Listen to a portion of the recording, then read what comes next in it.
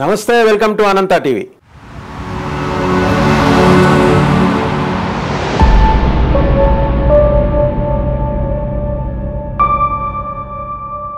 ఆంధ్రప్రదేశ్లో బీజేపీ అగ్రనేత అమిత్ షా అనుకూల వ్యాఖ్యలు చేయడం వెనక ఏదన్నా ముహూర్తం ఉందా?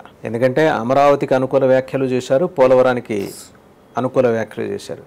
ఖచ్చితంగా ముహూర్తం పెట్టుకునే వచ్చారు అమిత్ షా అంటున్నారు ఆస్ట్రో పొలిటికల్ ఎనలిస్ట్, అలాగే ఇంకా దానికి సంబంధించి విశేషంగా మేధిని జ్యోతిష శాస్త్రంలో పరిశోధన చేసిన డాక్టర్ యోగి.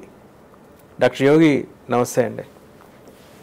నిన్నటిదాకా ఆంధ్రప్రదేశ్ రాజకీయం ఒక ఎత్తు, అమిత్ షా చేసిన వ్యాఖ్యలతోటి ఒక పాజిటివ్ వైబ్ ఎన్డీఏ కూటమికి, ప్రత్యేకించి బీజేపీకి అక్కడ క్రియేట్ అయింది. హఠాత్తుగా ఈ వాతావరణంలో, రాజకీయ వాతావరణంలో మార్పు రావటం వెనక ఉన్న జ్యోతిషపరమైన కారణం ఏదన్నా ఉందా?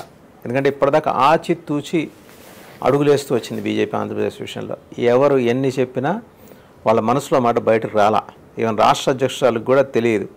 ఆయన మాటలు మాట్లాడతారు అమరావతికి అనుకూలంగా, పోలవరాన్ని 2 ఏళ్ళలో పూర్తి చేస్తాం అన్నమాట. ఖచ్చితంగా వాళ్ళు ఏంటంటే ఇది ఆంధ్రప్రదేశ్ అనేది కురుకుడు పడకుండా ఉంది కాబట్టి ఏం చేయాలని చెప్పేసి జ్యోతిషశాస్త్ర పండితుల్ని, అలహాబాద్లో ఉన్న పండితులని అడిగి మరీ ముహూర్తం పెట్టించుకుని వచ్చి మాట్లాడట అని టాక్. సో అనంత టీవీ ప్రేక్షకులకి ధన్యవాదాలు తెలియజేసుకుంటూ, సో మనం ఉగాది రోజున మన ఈ బీజేపీ సంబంధించిన కంటెంట్ చేసాం. ఒకసారి ఆ వీడియో ఇది ఫాలో అయ్యే ప్రేక్షకులు ఉగాది రోజు కంటెంట్ కనుక ఫాలో అయితే చాలా క్లిస్టల్గా అర్థమవుతుంది. 8వ తారీఖు మనకు సంపూర్ణ సూర్యగ్రహణం నడిచింది. మే 1వ తారీఖు వృషభ రాశిలోనికి గురుడు ప్రవేశించిన సమయం. రెండోది, పూర్తి స్థాయిలో వైదిక ధర్మశాస్త్రాలపై బీజేపీ ఇప్పుడు కూడా ఫాలో అవుతూ ఉంటుంది, అందులో ఎలాంటి సందేహం లేదు. సో ఆయన పూర్తి స్థాయిలో దైవామయ సంబంధమైనటువంటి అంశాలపై అయోధ్య రామ నిర్మాణం యుద్ధ ప్రాతిపదికన చేశారు. వారణాసిని పూర్తి స్థాయిలో ప్రక్షాళన చేశారు. రేపు మధురను కూడా, ద్వారకా నగరాన్ని కూడా భారతదేశ ప్రజలకు అంకితం చేసేటువంటి సందర్భాలు వస్తూ ఉన్నాయి. ఇక్కడ రాజకీయం వేరు, రాజకీయ సంబంధమైనటువంటి వాగ్బాణాలు వేరు. అయితే గతంలో ఈ ఉమ్మడి కూటమిలో చిలకలూరుపేటలో జరిగినటువంటి సభ, ఆనాడు ఆ కూటమికి పెట్టినటువంటి ముహూర్తం ఏదైతే ఉందో, అంటే సభ నిర్వహణ సంబంధించిన కూటమి కానివ్వండి, ఆ రోజు కూటమిలో మేము కలుస్తున్నాం అన్న 2 టు బి ఫెయిల్యూర్ ముహూర్తాలు అవి. అందుకే చూడండి, భారతదేశం మొత్తం ఎంతో జోష్గా తిరిగేటువంటి మోడీ గారు చిలకలూరుపేట సభలో తన పూర్తి సామర్థ్యమైన విశ్లేషణ ఇవ్వలేకపోయాడు. ఏదో ముక్తాయింపుగా, అంటే ఆ రోజు కూటమి ఎఫెక్ట్ ఎలా ఉంది, జగన్మోహన్ రెడ్డిని మోడీ తిడతారు, సో ఆ తిట్టిన వ్యాఖ్యల్ని మనం బూస్టప్ చేసుకుందాం, మనకు ఆక్సిజన్ అవుతున్నటువంటి ఆ మీటింగ్ వాళ్ళకి పూర్తి స్థాయిలో నిరాశని కుదిర్చింది. ఆ తర్వాత ఆ సభ యొక్క ఎఫెక్ట్ తాడేపల్లిగూడెం కానివ్వండి, తర్వాత పురంధరేశ్వరి గారు కానివ్వండి, చాలా అనేక రకాల ఒడిదుడుకులు వచ్చాయి కూటమిలో ఉన్నప్పుడు. పక్కన వైజాగ్ డ్రగ్స్ సంబంధించిన కంటైనర్ ఒకటి, అట్లాగే వీళ్ళు కూటమిలో వాళ్ళకి పడకపోవడం, కొంత కూటమి యొక్క ఎఫెక్ట్ అంతగా పడలేదనిపించింది. అయితే మే 1వ తారీఖున ఒక అనౌన్స్మెంట్ వచ్చింది. మోడీ గారి సభలు ఆంధ్రప్రదేశ్లో పలు చోట్ల ఉంటాయి, అనపర్తి ఉంటుందని, ధర్మవరం ఉంటుందని, రాజమండ్రి ఉంటుందని, విశాఖపట్నం ఉంటుందని ఏదో ఇచ్చారు. కానీ ఇంకా మోడీ గారి సభ ఎక్కడ మనకు పూర్తి స్థాయిలో కన్ఫర్మేషన్ రాలేదు. కానీ అనూహ్యంగా మొన్న జరిగినటువంటి ఈ అమిత్ షా యొక్క మీటింగ్ లో కొంతమేర చంద్రబాబు నాయుడు కూటమికి మానసిక ఉల్లాసాన్ని కలిగించింది అనేది మాత్రం సుస్పష్టమైనదని చెప్పొచ్చు. అంటే దాని యొక్క ప్రభావం ఎంతవరకు విజయావకాశాల వైపు కూటమి వెళుతుందనేటువంటిది మనం బేరీ చేసుకున్నట్లయితే, కొంతమేర అంటే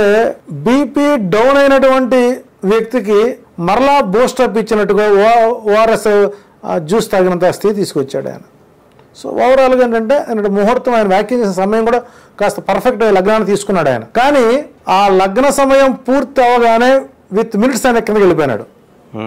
సభ పూర్తి అయ్యే వరకు మిగిలిన వారి ఉపన్యాసాలను వినకుండా ఆ మినిట్ టు మినిట్ మాట్లాడేసి పక్క వెళ్ళిపోయినాడు. సో అక్కడ కొంత వాళ్ళు డిసప్పాయింట్ అయినా కూడా దాని మీద చర్చలకి కారణభూతమైంది. అయితే ఇక్కడ వాళ్ళు ఎంత లగ్న బలాలను పెట్టుకుని వాళ్ళు పెట్టుకున్నా, ఆ స్థానానికి ఈ కింద ఉండేటువంటి క్యాడర్ నాయకులు, పురంధరేశ్వర గారు కానివ్వండి, లేదా బీటెక్ సీఎం రమేష్ గారు లాంటి వాళ్ళు కానివ్వండి, కొంతమంది ఉన్నారు కదా, వాళ్ళు ఆయన ఇచ్చినటువంటి ఆక్సిజన్ని ఎంత మేర పబ్లిక్ లో తీసుకెళ్తున్నారు అనేది క్వశ్చన్ మార్క్ అయిపోతుంది. బట్ నిన్న చూడండి, అంటే నేననేది అమిత్ షా గారి మీటింగ్ చూస్తే కనుక ధర్మవరం చాలా అగ్రెసివ్గా మాట్లాడారు, నిర్దిష్టంగా మాట్లాడారు. 2-3 అంశాలు. ఒకటి, పోలవరం 2 ఏళ్లలో పూర్తి చేయటం. 2, అమరావతి పునర్నిర్మాణం, రాజధాని పునర్నిర్మాణం ఆగిపోయింది కదా, శిథిలావస్థకు చేరుకున్న రాజధానిని పునర్నిర్మాణం. ఈ 2 అంశాల మీద కూడా ఫోకస్ గట్టిగా పెట్టి మాట్లాడారు. ఖచ్చితంగా ఏంటంటే ఇవే మాట్లాడాలి అనే దానికోసం అని చెప్పేసి ముహూర్తం పెట్టించుకుని వచ్చారు. ఈ టాక్ చాలా బలంగా నడుస్తుంది. ఎందుకంటే చిలకలూరుపేట సభ కావలసినంత ప్రభావం చూపించలేకపోయింది ప్రధానమంత్రి. సో సబ్సిక్వెంట్ గా జరిగే సభల్లో ఇటువంటి ఇబ్బందులు ఏర్పడకూడదనే ఉద్దేశంతో కూటమి మీద కాన్ఫిడెన్స్ ని ఇంబైబ్ చేయడం కోసం అని చెప్పేసి. సో ఇక్కడ ఒకటే గుర్తుపెట్టుకోండి, లగ్న ప్రభావాలు ఎంత మేరకు పనిచేస్తాయంటే సటన్ కాపీగా పనిచేస్తాయి. సరే, ఈ పోలవరం అనేటువంటిది 2014 నుంచి నాడుతున్నటువంటి సమస్య. ఈ పోలవరం అంశం మీదే కదా మనకు ఫండ్ ఇవ్వటం లేదని చంద్రబాబు నాయుడు గారు మోడీని వ్యక్తిగతంగా విమర్శించడం. అదే మోడీ గారే కదా చంద్రబాబు నాయుడు గారు దీన్ని ఏటీఎంలా వాడుకున్నారు. మరి 2014 నుంచి 2019 మధ్య సమయంలో ఎందుకు బాధ్యతారహితంగా ప్రభుత్వం వ్యవహరించింది? లేదు, 2019 నుంచి 2024 వరకు జగన్ ప్రభుత్వం వాళ్ళకి అనుకూలంగా పోతూనే ఉంది కదా, ఎందుకు దాన్ని కంప్లీట్ చేయలేకపోయిందంటే ఇప్పుడు R&R ఫండ్ ఈ రోజు వరకు కేంద్ర ప్రభుత్వం విడుదల చేయలేదు నిర్వాసితులకి. అంటే ఈ రోజు రాజకీయ వ్యాఖ్యలు అనేటువంటివి అది కొంతమేర సక్సెస్ అవుతాయేమో కానీ పూర్తి స్థాయిలో సక్సెస్ తీసుకెళ్లాల్సిన బాధ్యత కేడర్ది. నేను నిస్సిగ్గుగా చెబుతున్నానండి, నిన్నటి రోజున వరకు సుమారు కొన్ని వందల గ్రామాలు, కొన్ని వందల మండలాలు తిరిగి వచ్చాం. సామాన్యుడి నుంచి సంపన్నుడి వరకు ఒక మాట అంటున్నారు, తెలుగుదేశం పార్టీతో కలవడం బీజేపీ చారిత్రాత్మక తప్పు చేసింది. అదే బీజేపీ జనసేనతో కలిసి ముందుకు వెళ్ళినట్లయితే ఓసీ మొత్తం వన్ సైడ్ వచ్చేది. రెగ్యులర్ గా మీరు డిబేట్ చేస్తూ ఉంటారు. ఈ వ్యాఖ్యలు మీరు అన్నారు. తన ఉనికిని తాను కాపాడుకోవడానికి మరకతో ఉన్నటువంటి పసుపు కండవాన్ని కప్పుకోవడం అనేటువంటిది కొంత విస్మయానికి గురి చేసినటువంటి కొన్ని ప్రాంతాలు. దానికి కొంత ఈయన పెట్టించుకొచ్చిన ముహూర్త బలం కారణంగా కొంత మేరకు మరమ్మతు చేసినట్టు కనిపిస్తుంది కదా. ఇక్కడ ఆయన పెట్టుకున్నటువంటి ముహూర్తము, లగ్నము, లగ్న స్థాన గ్రహస్థితులు యజమాని ఒక మంచి కార్యాన్ని తీసుకొచ్చాడు. ఆ ఫలాలు అందించుకోవాల్సింది ఎవరండి? తోటి క్యాడర్ కాదా?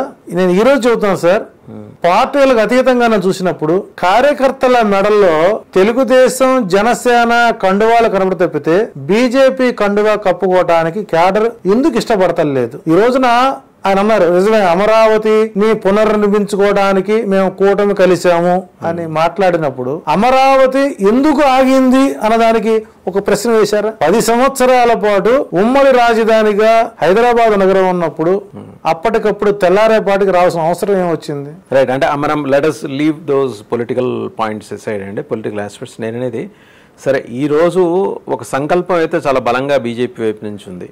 అమరావతి పునర్నిర్మాణం, అలాగే పోలవరం 2 ఏళ్లలో పూర్తి చేసే కార్యక్రమం. సో ఈ సంకల్పాన్ని ముందుకు తీసుకెళ్ళటానికి కావాల్సినంత ముహూర్త బలం బీజేపీ సాధించుకోగలిగిందా? ఒక రకంగా చెప్పాలంటే కొంతమేర సక్సెస్ అయ్యారు. న్యూట్రల్ ఓట్ ఏదైతే ఉందో 1% న్యూట్రల్ ఓటు ఎప్పుడు ఉంటుందండి. వాళ్ళ యొక్క మానసిక స్థితిని మార్చడం వరకు సక్సెస్ అయ్యారనిపిస్తుంది. అది పూర్తి స్థాయిలో ఓట్ బ్యాంక్ వరకు తీసుకెళ్లే బాధ్యత ఎవరిది అంటే కూటమి కార్యకర్తలే వహించాలి. సో ఓవరాల్ గా ఏంటంటే ఆయన ఏదో మరి ఏ ముహూర్తమో లగ్నం వచ్చాడు మొత్తానికి, కాకపోతే తాను మాన్యువల్ స్క్రిప్టా మ్యానిపులేటివ్ స్క్రిప్టా అనేటువంటి నాకు అర్థం కావట్లేదు. రైట్. మళ్ళీ ఇంకా జాతీయ స్థాయిలోకి వచ్చేప్పటికీ బీజేపీ ఇండివిజువల్ గా 370, కూటమిగా ఎన్డీఏ కూటమిగా ఇంకో 30-40 స్థానాలు 400 దాటించాలి అని చెప్పేసి సంకల్పంతో వెళ్తున్నారు. బీజేపీకి కలిసి వచ్చే అంశాలు ఇక్కడ రాజకీయంగా కాదు, ఆస్ట్రాలజికల్గా చెప్తారా?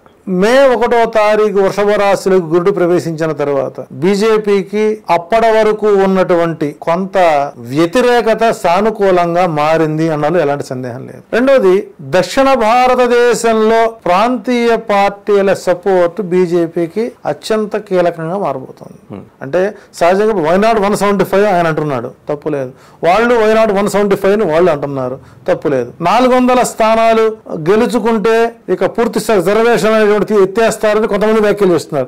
ఏదైనా 400 అనే సంఖ్య మోడీ గారు డెడ్ లైన్ పెట్టుకున్నారు. ఓకే. సో నాకున్నటువంటి వాళ్ళ రేషియో ప్రకటిస్తున్నట్లయితే 275, 300 వరకు వాళ్ళు క్రాస్ అవుతారనేటువంటిది బలంగా ఉంది. గవర్నమెంట్ ఫామ్ చేస్తున్నారు. కాకపోతే ప్రాంతీయ పార్టీల యొక్క ఎంపీల సహకారం పరిపూర్ణంగా ఈసారి అవసరం అవుతుంది. అటు ఒరిస్సా గానీ, ఆంధ్రప్రదేశ్ గానీ, అనూహ్యంగా తమిళనాడులో కూడా 1-2 సీట్లు ఫస్ట్ టైం వాళ్ళకి అవకాశాలు ఉన్నాయి.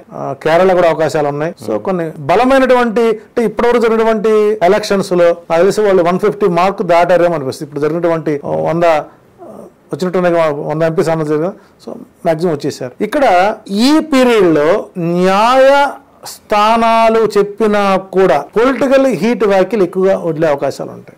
ఎలక్షన్ కమిషన్ కూడా కొంత ప్రభుత్వాన్ని ఇబ్బంది పెట్టేటువంటి పరిస్థితులు కనపడుతున్నాయి. ఇన్ సేమే ఎవరికి ఎవరు ఒకరే కాదు అనే స్థితిలో ఎవరికొళ్ళు విచ్చలవిడిగా చివరికి కోర్టు ఇచ్చినటువంటి ఆదేశాలను కూడా బేఖాతరు చేసే పరిస్థితి వస్తుంది. ఈసారి యువత ఓటింగ్ శాతానికి దూరంగా ఉండే అవకాశాలు ఎక్కువ కనపడుతుంది. సో ఇక్కడ బలమైనటువంటి ఇప్పుడు గతంలో ఇంతవరకు బీజేపీ పార్టీకి ఫుల్ మెజారిటీ వచ్చింది. ఈసారి ఆ దిశగా 90% వస్తారు. ఎప్పుడైతే రాజ్యస్థానంలో ఉన్నటువంటి గ్రహస్థితులు మేషంలో ఉండేటువంటి గురు ప్రభావం చేత నా అంచనా ప్రకారం 270, 75, 52 నుంచి కౌంట్ మొదలవుతుందండి. 250 full majority. అక్కడ నుంచి బోనస్ అనేటువంటిది క్రమక్రమేణా గ్రాఫ్ పెంచి 270, 300 దాకా రావుతారు. అందరూ ఉంటారంటే 200 సీట్లు వాళ్ళకి వస్తే, బీజేపీకి వస్తే ఇక ప్రాంతీయ పార్టీల హవా మనకు కొనసాగుతుంటది. అంత అవసరం లేదండి. వాళ్ళకి ఫుల్ ఫామ్ మెజారిటీ వచ్చే అవకాశాలు బలంగా ఉన్నాయి. అయితే ఇక్కడ మోడీ గారి యొక్క జాతకంలో గానీ, బీజేపీ యొక్క పార్టీ ఆవిర్భావ జాతకంలో గానీ మోడీకి ఇంటి పోరు తప్పదు అనేది మనం 100% మనం ధైర్యంగా చెప్పవచ్చు. మోడీకి ఇబ్బంది వచ్చేటువంటి పరిస్థితులు నడ్డా వల్ల గానీ, రాజ్నాథ్ సింగ్ వల్ల గానీ ఎఫెక్ట్ అయ్యే అవకాశాలు ఎక్కువ ఉంది. అలాగని పార్టీ సంక్షోభాన్ని అయితే అధిగమిస్తుంది కదా 100%. కాకపోతే 2025 తర్వాత 2025 తర్వాత ప్రధాని మార్పును సూచిస్తోంది. సో 2020 తర్వాత మరొక ప్రధాని మనం next in command Yogi Adityanath అన్నారు. అంటే ఒక సన్యాసి రాజ్యాన్ని పరిపాలిస్తాడు అన్నటువంటి బ్రహ్మం గారి యొక్క కాలజ్ఞానం 2025-26 లో మనం చూడగలుగుతాం. చాలా మంది రామారావు గారిని పోల్చుకున్నారు. ఆయన మళ్ళీ సన్యాసం నుంచి గృహస్థాశ్రమానికి వచ్చారు. సో దాని ప్రమాణం కాదు. సో బ్రహ్మం గారి కాలజ్ఞానంలో కూడా మనకు కొన్ని సూచనలు కాబట్టి 2025 తర్వాత ఒక సన్యాసి రాజ్యాన్ని పరిపాలించే అవకాశాలు ఉన్నాయి. ఏదైనా సరే ఈ టర్మ్ బీజేపీ ఫుల్ ఫామ్ మెజారిటీతో అడుగులు వేస్తుంది అనడానికి ఎలాంటి సందేహం లేదు. ఈ ఎన్నికల తర్వాత బీజేపీ, ఆర్ఎస్ఎస్, అలాగే ఇంకా ఆర్ఎస్ఎస్ అనుబంధ రాజకీయ విభాగం బీజేపీ, ఇంకా ఆర్ఎస్ఎస్ అనుబంధ సంస్థలు చాలా ఉన్నాయి. విద్యార్థి విభాగం కావచ్చు, లేకపోతే మహిళా విభాగం కావచ్చు. వీటన్నిటి మధ్య సమన్వయం కోసం అని చెప్పేసి ప్రస్తుత ఆర్ఎస్ఎస్ చీఫ్ మోహన్ భగవత్ ఒక విశేష యజ్ఞం తలబెట్టారని చెప్పేసి నాగపూర్ నుంచి వార్తలు. ఏమై ఉంటుంది ఆ విశేష యజ్ఞం? మరి ఆ ప్రాంతం సంబంధించినటువంటి ఏ ఆరాధన అనేది మనకు తెలియాలి కదా. ఒకటి బట్ ఆరాధన ఏదైనా సరే అంతిమంగా ఇప్పుడు యాగాలు, దానాలు, యజ్ఞాలు కొంతమేర అదృఢ కర్మలకు సంబంధించినందుకు సపోర్ట్ చేస్తుంది. ఆంధ్రప్రదేశ్ లో నిత్య హోమాలు జరుగుతున్నాయి, అగ్నిహోత్రాలు జరుగుతున్నాయి. అంటే పర్టికులర్ గా ఈ పీరియడ్ వరకు తర్వాత మళ్ళీ ఉండదండి. ఎలక్షన్ మూమెంట్ లో పట్టుకుంటారు. అదే ప్రభుత్వాలు స్వచ్ఛందంగా ప్రతినిత్యము కూడా యాగ సంరక్షణ చేయగలిగితే రాష్ట్రాల్లో ప్రపంచవ్యాప్తంగా మంచి వర్షాలు, పంటలు పండే అవకాశాలు ఉన్నాయి. ఇక్కడది వారికి వారు రక్షించుకునేటువంటి యాగాలకి, ఇష్టి యాగాలకి మనం పోల్చకూడదు కాబట్టి సో వాడు చేయడం తప్పులేదు. సో ఆ ఇష్టి యాగం వల్ల కొంతమేర సఫలీకృతం అవుతారు. అలా చేయకూడదని మన హిందూ సాంప్రదాయం ఎక్కడ లేదు కదా, లేదు, చేసుకోవచ్చు. బట్ గోచార రీత్యా మోదీ ప్రత్యేకంగా మోదీ అండ్ అమిత్ షా కొన్ని విశేషమైన యజ్ఞాలు, యాగాలు చేయించుకోవాలి అని చెప్పేసి నేపాల్కి చెందిన కొందరు పండితులు సజెస్ట్ చేస్తున్నారట. ఏమై ఉండొచ్చు ఆ విశేషమైన? ఒకటండి, కలో వెంకటనాయకస్య, కలియుగానికి అది ఏ దేశమైనా, ఏ రాష్ట్రమైనా, ఏ భాష అయినా వెంకటేశ్వర స్వామికి సంబంధించిన దైవం నభూతో న భవిష్యత్. త్రేతాయుగం నాటి బాలరాముడిని పునర్దర్శనం చేయించారు. అంతకంటే పెద్ద యజ్ఞమే ఉంటుందండి. ఇప్పుడు ఆయన తల్లి రుణం తీర్చుకున్నాడు. తల్లి మరణించినప్పుడు ఆమె కలిసి సర్వీస్ చేశాడు కదా. గురు రుణం, దయానంద సరస్వతి దగ్గర విద్య నేర్చుకుని ఆయనకి అవార్డు ఇచ్చి గురు రుణం తీర్చుకున్నాడు. బహుశా పితృణం తీసుకుంటారు. ఇప్పుడు దేశ రుణ యజ్ఞం. సో కాబట్టి ఇక్కడ గతంలో మనం చెప్పుకున్నాం, మోడీ గారి యొక్క ఆలోచన విధానం, ఛత్రపతి శివాజీ గారి యొక్క మనస్తత్వం రెండు కూడా మనం సమవుజ్జీలుగా ఉన్నారు. బహుశా పూర్వ జన్మలో ఛత్రపతి శివాజీని మోడీగా పుట్టారని మనం జన్మసుఖతాలు చెప్పుకుంటూ వచ్చాం. కాబట్టి బాలరాముడికి మించినటువంటి అయోధ్య కంటే మించిన యజ్ఞం మరొకటి ఈ రోజున అయోధ్య మార్క్ బీజేపీ గ్రాఫ్ ను పెంచింది కదా, అంతకంటే గొప్ప యజ్ఞం ఉంటుందండి. సరే, ఆల్రెడీ ఆయన చేసేసే ఉంటారు. బట్ ఇది ఇంకొక సజెషన్ ఏమన్నా వచ్చి చెయ్యాలా చెప్తే నేను అంత చెబుతాను. మనం తెలుగు ఆంధ్రప్రదేశ్ చెప్పాను, నికుంభని యాగం చేసుకుంటాను ఆయన వినరండి.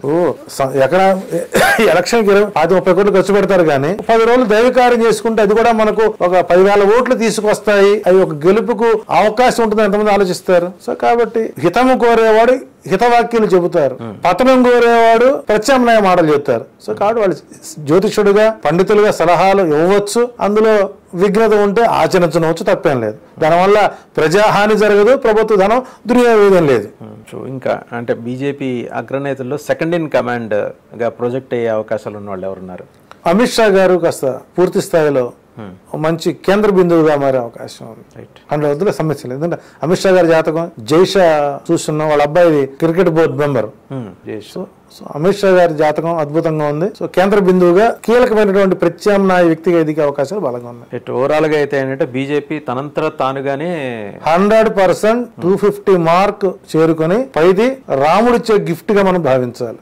ఓకే, మరొకసారి మోడీని మనం అత్యధిక మెజారిటీతో గెలుచుకున్నటువంటి అవకాశాలని ఒక్క క్షణం ఓవరాల్ గా నాకున్నటువంటి పరిధి చూసినట్లయితే మన ఒక సర్వే చూసినప్పుడు 252 ప్లస్ లోనే ఉంది. సో నా చిన్నగా 275, 276 సీట్ల వరకు బీజేపీకి అనుకున్నది. కాంగ్రెస్ గ్రాఫ్ క్రమేణా క్షీణించడం. ఇక్కడ రాహుల్ గాంధీ ప్రధానమంత్రి అవ్వాలి చేయాలనుకుంటే మోడీని ఆపలేరండి. మోడీని ప్రధానమంత్రిగా చూడకూడదంటే మనం చేయలేం. కాబట్టి ఇక్కడ మోడీ ప్రధానమంత్రిగా కావాలనుకునే వాళ్ళు భారతదేశంలో 65% కోరుకుంటున్నారు, మిగిలినటువంటి 35% కాంగ్రెస్ నేతలు కోరుకుంటున్నారు. సో కాబట్టి మెజారిటీ సీట్లు బీజేపీకి రావడానికి అవకాశాలు ఎక్కువ. రైట్, థ్యాంక్ యూ డాక్టర్ యోగి గారు, థ్యాంక్ యూ వెరీ మచ్. చూసాం కదా, ఈ ఎన్నికలకు సంబంధించి నిర్దిష్టమైన ముహూర్తం పెట్టుకొని ఆంధ్రప్రదేశ్లో ఎన్డీఏ అగ్రనేత అమిత్ షా కాలు మోపారు. ఆయన లేవనెత్తిన 2 స్పెసిఫిక్ అంశాలు కూడా చాలా ప్రత్యేకంగానే వాటి గురించి అండర్స్కోర్ చేసి మాట్లాడారు. పోలవరం నిర్మాణం 2 ఏళ్లలో, అలాగే అమరావతి పునర్నిర్మాణం రాబోయే రోజుల్లో. ఎంత ఖచ్చితంగా నిక్కచ్చిగా లెక్కలేసుకొని ముహూర్తం పెట్టుకొని వచ్చి మరీ మాట్లాడారు అంటే ఆంధ్రప్రదేశ్తో గతంలో వాళ్ళకున్న సంబంధాలు కావచ్చు, అనుభవాలు కావచ్చు, ఆంధ్రప్రదేశ్ని పరిపాలించిన రాజకీయ పార్టీలతో. సో ఈసారి తప్పుటడుగు వేయదలుచుకోలేదు, అంతా పక్కాగా ప్రణాళికాబద్ధంగానే వచ్చారు. సరైన టైంలోనే ఈ ప్రస్తావన తీసుకొచ్చారు. To win the hearts of AP people. BJP పోటీ చేసే సంఖ్య స్థానాల పరంగా తక్కువ కావచ్చు కానీ ఇంపాక్ట్ మాత్రం చాలా బలంగా చూపించబోతోంది, పాజిటివ్గా చూపించబోతోంది. కూటమి విజయావకాశాలకు బీజేపీ కావాల్సినంత ఆక్సిజన్ అయితే తోడి మరీ ఇస్తోంది. సో అదే పద్ధతిలో దేశవ్యాప్తంగా చూస్తే 270 పైబడి స్థానాలు బీజేపీ సొంతంగా సాధించుకొని ఇప్పుడున్న ముహూర్త బలాలను బట్టి, మోదీ గారి వ్యక్తిగత జాతకాన్ని బట్టి 270 స్థానాలు పైబడి సొంతంగానే గవర్నమెంట్ ఏర్పాటు చేసుకునే ప్రక్రియ. అయితే ఎలాగూ కూటమి వారు భావించినట్టే 30 నుంచి 40 సీట్లు వారికి అదనంగా తీసుకొచ్చే అవకాశాలు ఉన్నాయి. 400+ కాకపోవచ్చు, కానీ ఏంటంటే ఈ కూటమిని క్వశ్చన్ చేసే పరిస్థితి అయితే ఈ ఎన్నికల్లో ఉత్పన్నమే కాదు అనేది డాక్టర్ యోగి గారి ఆస్ట్రో పొలిటికల్ విశ్లేషణ. Thank you very much sir.